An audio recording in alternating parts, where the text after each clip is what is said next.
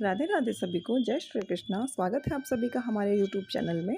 आज हम आपको सत्यनारायण भगवान की कथा सुनाएंगे। कथा अच्छी लगे तो वीडियो को लाइक करें और चैनल को सब्सक्राइब करें।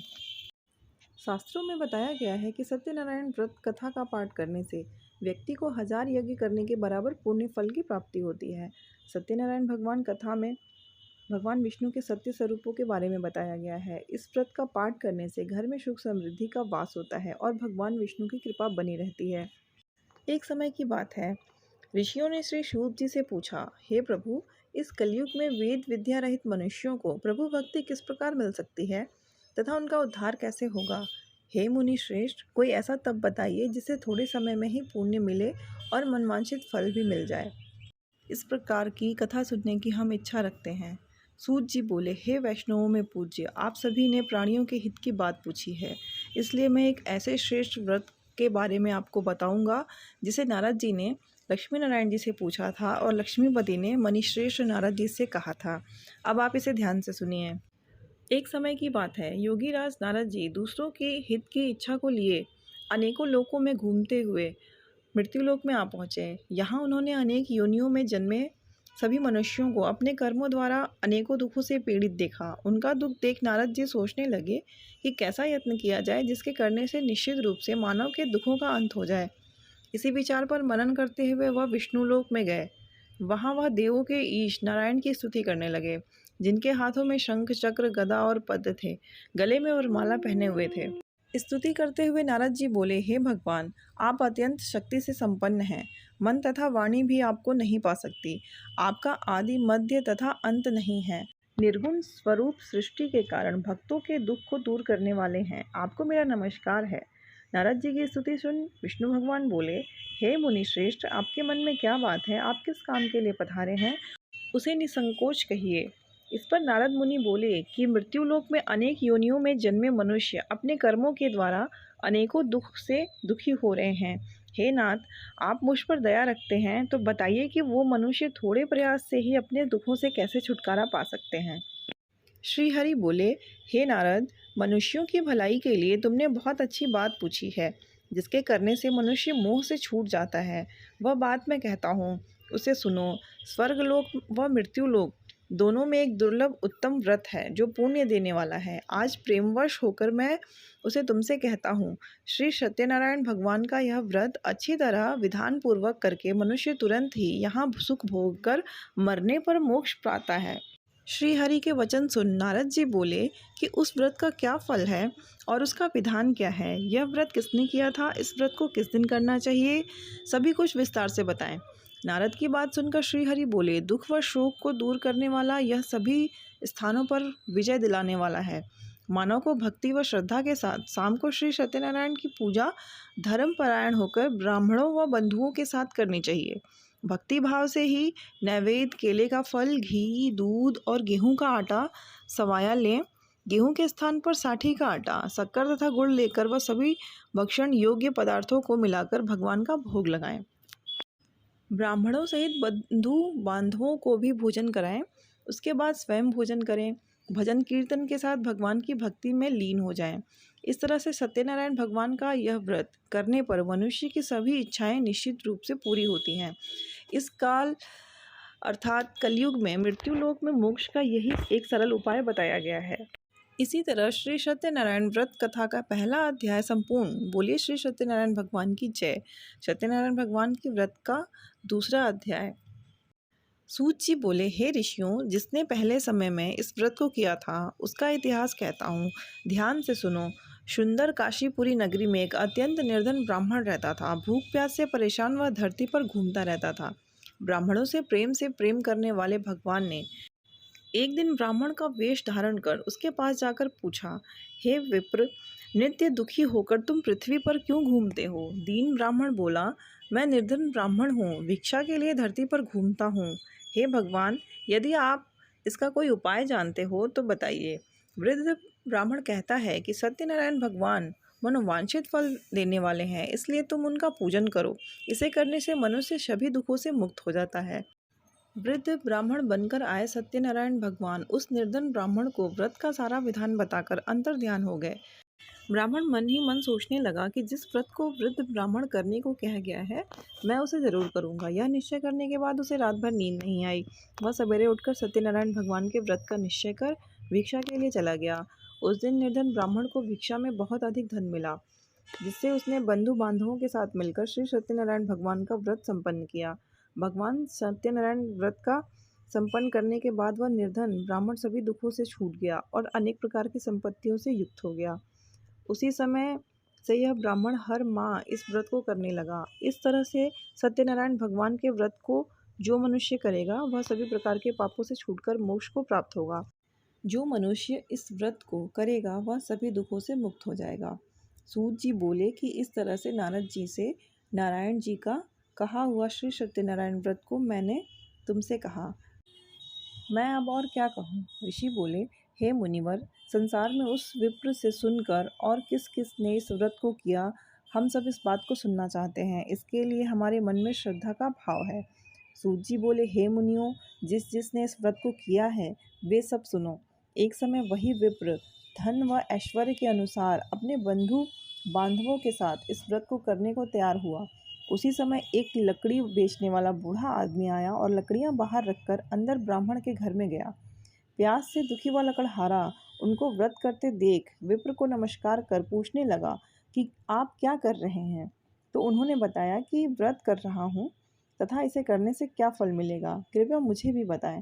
ब्राह्मण ने कहा कि सब मनोकामनाओं को पूरा करने वाला यह सत्यनारायण भगवान का व्रत है।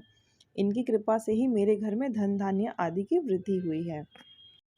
विप्र से सत्यनारायण व्रत या कथा के बारे में जानकर लकड़हारा बहुत प्रसन्न हुआ। चरणामृत लेकर वह प्रसाद खाने के बाद वह अपने घर गया।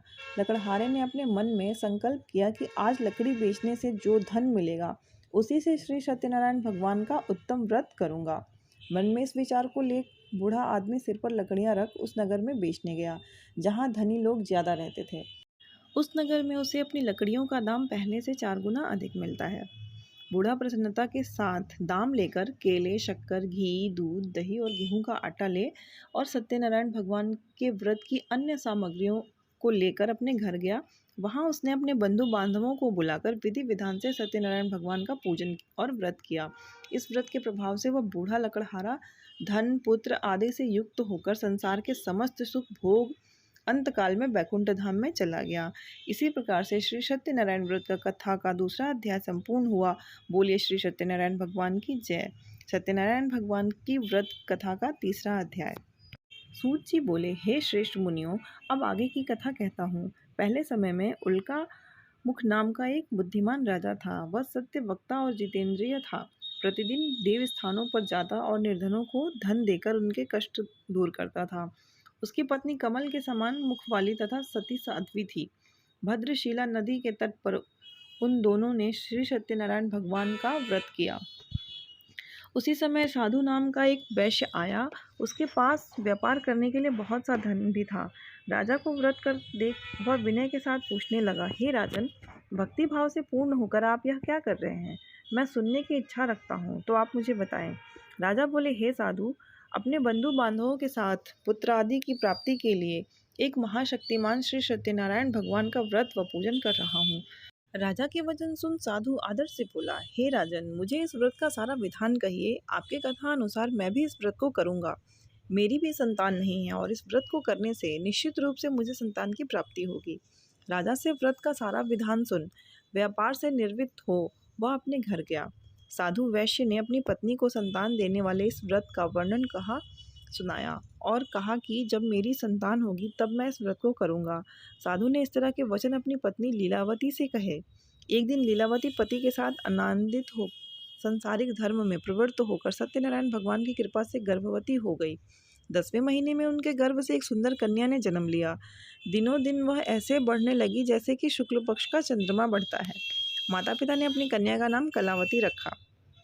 एक दिन लीलावती ने मीठे शब्दों में अपने पति को याद दिलाया कि आपने सत्यनारायण भगवान के जिस व्रत को करने का संकल्प किया था उसे करने का समय आ गया है। आप इस व्रत को करिए। साधु बोला कि हे प्रिय, इस व्रत को मैं उसके विवाह पर करूँगा। इस प्रकार अपनी पत्नी को आश्वासन देकर वह नगर को चला गया। कलावती पिता के घर में रह वृद्धि को प्राप्त हो गई। साधु ने एक बार नगर में अपनी कन्या को सखियों के साथ देखा तो तुरंत ही दूत को बुलाया और कहा कि मेरी कन्या के योग्य वर देख कर आओ।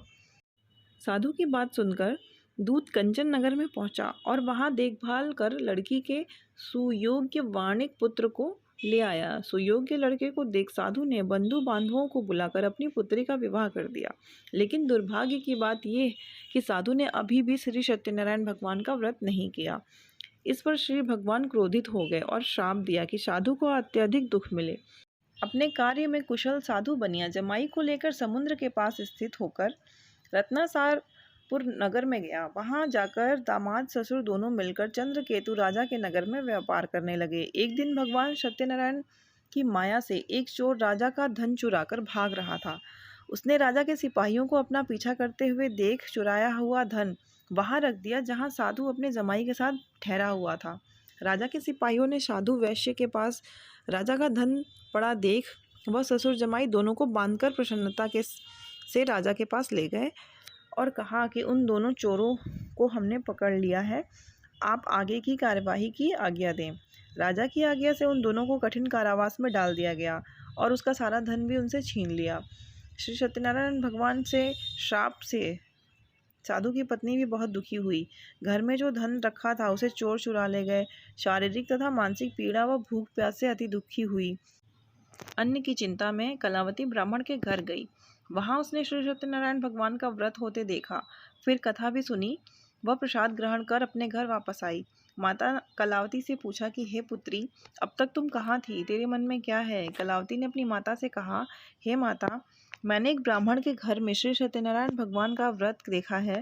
कन्या के वचन सुन लीलावती भगवान के पूजन की तैयारी करने लगी। लीलावती ने परिवार व बंधुओं सहित सत्यनारायण भगवान का पूजन किया और उनसे वर मांगा कि मेरे पति तथा जमाई शीघ्र घर आ जाएं। साथ ही यह भी प्रार्थना की कि हम सबका अपराध क्षमा करें। श्री सत्यनारायण भगवान इस व्रत से संतुष्ट हो गए और राजा चंद्रकेतु को सपने में दर्शन देकर कहा कि हे राजन, तुम उन दोनों वैश्यों को छोड़ दो और तुमने उनका जो धन लिया है उसे वापस कर दो। अगर ऐसा नहीं किया तो मैं तुम्हारा धन, राज्य व संतान सभी को नष्ट कर दूंगा। राजा को यह सब कहकर वह अंतर्ध्यान हो गए। प्रातःकाल राजा ने सभा में अपना सपना सुनाया। फिर बोले कि वणिक पुत्रों को कैद से मुक्त कर सभा में लाओ। दोनों ने आते ही राजा को प्रणाम किया। राजा मीठी वाणी से बोला, हे महानुभाव, भाग्यवश ऐसा कठिन दुख तुम्हें प्राप्त हुआ है, लेकिन अब तुम्हें कोई भय नहीं है।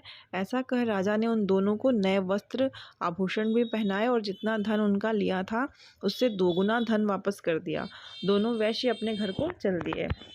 इसी तरह श्री सत्यनारायण व्रत कथा का तीसरा अध्याय संपूर्ण हुआ। बोलिए श्री सत्यनारायण भगवान की जय। सत्यनारायण भगवान की व्रत कथा का चौथा अध्याय। सूत जी बोले, वैश्य ने मंगलाचार कर अपनी यात्रा आरंभ की और अपने नगर की ओर चल दिए। उनके थोड़ी दूर जाने पर एक दंडी वेशधारी श्री सत्यनारायण ने उनसे पूछा, हे साधु, तेरी नाव में क्या है? अभिवाणी वणिक हंसता हुआ बोला, हे दंडी, आप क्यों पूछते हो? क्या धन लेने की इच्छा है? मेरी नाव में तो बेल व पत्ते भरे हुए हैं। वैश्य के कठोर वचन सुन भगवान बोले, तुम्हारा वचन सत्य हो। दंडी ऐसे वचन कह वहां से दूर चले गए। कुछ दूर जाकर समुद्र के किनारे बैठ गए। दंडी के जाने के बाद साधु वैश्य ने नित्य क्रिया के पश्चात नाव को ऊंची उठते हुए देखकर अचंभा माना और नाव में बेल पत्ते आदि देख वह मूर्छित हो जमीन पर गिर पड़ा। मूर्छा खुलने पर वह अत्यंत शोक में डूब गया। तब उसका दामाद बोला कि आप शोक ना मनाएं, यह दंडी का शाप है, इसलिए हमें उनकी शरण में जाना चाहिए, तभी हमारी मनोकामना पूरी होगी।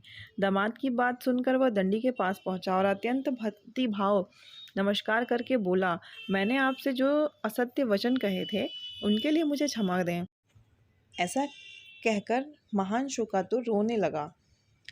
तब दंडी भगवान बोले, हे वणिक पुत्र, मेरी आज्ञा से बार बार तुम्हें दुख प्राप्त हुआ है। तू मेरी पूजा से विमुख हुआ है। साधु बोला, हे भगवान, आपकी माया से ब्रह्मा आदि देवता भी आपके रूप को नहीं जानते, तब मैं अज्ञानी कैसे जान सकता हूँ? आप प्रसन्न होइए, अब मैं सामर्थ्य के अनुसार आपकी पूजा करूँगा। मेरी रक्षा करो और पहले के समान नौका में धन भर दो। साधु वैश्य के भक्ति भाव वचन सुनकर भगवान प्रसन्न हो गए और उसकी इच्छा अनुसार वरदान देकर अंतर्ध्यान हो गए। ससुर जमाई जब नाव पर आए तो नाव धन से भरी हुई थी। फिर वही अपने अन्य साथियों के साथ सत्यनारायण भगवान का पूजन कर अपने नगर को चल दिए। जब नगर के नज़दीक पहुँचे तो दूत को घर पर खबर करने के लिए भेज दिया। दूत साधु की पत्नी को प्रणाम कर कहता है कि मालिक अपने दामाद सहित नगर के निकट आ गए हैं। दूत की बात सुन साधु की पत्नी लीलावती ने बड़े हर्ष के साथ सत्यनारायण भगवान का पूजन कर अपनी पुत्री कलावती से कहा कि मैं अपने पति के दर्शन को जाती हूँ, तू कार्य पूर्ण कर शीघ्र आ। माता के ऐसे वचन सुनकर कलावती जल्दी से प्रसाद छोड़ अपने पति के पास चली गई। प्रसाद की अवज्ञा के कारण श्री सत्यनारायण भगवान रुष्ट हो गए और नाव सहित उसके पति को पानी में डुबो दिया। कलावती अपने पति को वहां ना पाकर रोती हुई जमीन पर गिर गई। नौका को डूबा हुआ देख वह कन्या को रोता देख साधु दुखी होकर बोला कि हे प्रभु, मुझसे तथा मेरे परिवार से जो भूल हुई है उसे क्षमा करें। साधु के दीन वचन सुनकर श्री सत्यनारायण भगवान प्रसन्न हो गए और आकाशवाणी हुई, हे साधु, तेरी कन्या मेरे प्रसाद को छोड़कर आई है, इसलिए उसका पति अदृश्य हो गया है। यदि वह घर जाकर प्रसाद खाकर लौटती है तो इससे इसका पति अवश्य मिलेगा। ऐसी आकाशवाणी सुन कलावती घर पहुंचकर प्रसाद खाती है और फिर आकर अपने पति के दर्शन करती है। उसके बाद साधु अपने बंधु बांधवों सहित श्री सत्यनारायण भगवान का विधि विधान से पूजन करता है। इस लोक का सुख भोग वह अंत में स्वर्ग को जाता है। इसी तरह श्री सत्यनारायण व्रत कथा का चौथा अध्याय संपूर्ण हुआ। बोलिए श्री सत्यनारायण भगवान की जय। सत्यनारायण भगवान की व्रत कथा का 5वां अध्याय। सूत जी बोले, हे ऋषियों, मैं एक और कथा सुनाता हूँ, उसे भी ध्यानपूर्वक सुनो। प्रजापालन में लीन तुंगध्वज नाम का एक राजा था। उसने भी भगवान का प्रसाद त्याग कर बहुत ही दुख सहन किया। एक बार वन में जाकर वन्य पशुओं को मारकर वह बड़ पेड़ के नीचे आया। वहां उसने ग्वालों को भक्ति भाव से अपने बंधुओं सहित सत्यनारायण भगवान का पूजन करते देखा। अभिमानवश राजा ने उन्हें देखकर भी पूजा स्थान में नहीं गया और न ही उनसे भगवान को नमस्कार किया। ग्वालों ने राजा को प्रसाद दिया, लेकिन उसने वह प्रसाद नहीं खाया और प्रसाद को वहीं छोड़कर अपने नगर को चला गया। जब वह नगर में पहुंचा तो वहां सब कुछ तहस नहस हुआ पाया तो वह शीघ्र ही समझ गया कि यह सब भगवान ने ही किया है। वह दोबारा ग्वालों के पास पहुंचा और विधि पूर्वक पूजा करके प्रसाद खाया तो श्री सत्यनारायण भगवान की कृपा से उसे सब कुछ पहले जैसा हो गया। दीर्घकाल तक सुख भोगने के बाद मरणोपरांत उसे स्वर्गलोक की प्राप्ति हुई। जो मनुष्य परम दुर्लभ इस व्रत को करेगा तो भगवान सत्यनारायण की अनुकंपा से उसे धन धान्य की प्राप्ति होगी। निर्धन धनी हो जाता है और भव मुक्त हो जाता है। संतानहीन मनुष्य को संतान सुख मिलता है और सारे मनोरथ पूर्ण होने पर मानव अंतकाल में वैकुंठ धाम को जाता है। सूत जी बोले, जिन्होंने पहले इस व्रत को किया है, अब उनके दूसरे जन्म की कथा कहता हूँ। वृद्ध सतानंद ब्राह्मण ने सुदामा का जन्म लेकर मोक्ष की प्राप्ति की। लकड़हारे ने अगले जन्म में निषाद बनकर मोक्ष प्राप्त किया। उल्कामुख नाम का राजा दशरथ होकर बैकुंठ को गए। साधु नाम के वैश्य ने मोर ध्वज बनकर अपने पुत्र को आरे से चीरकर मोक्ष पाया। महाराज तुंगध्वज ने स्वयंभू होकर भगवान में भक्ति युक्त हो कर्म कर मोक्ष पाया। इसी तरह श्री सत्यनारायण व्रत कथा का 5वां अध्याय संपूर्ण हुआ। बोलिए श्री सत्यनारायण भगवान की जय।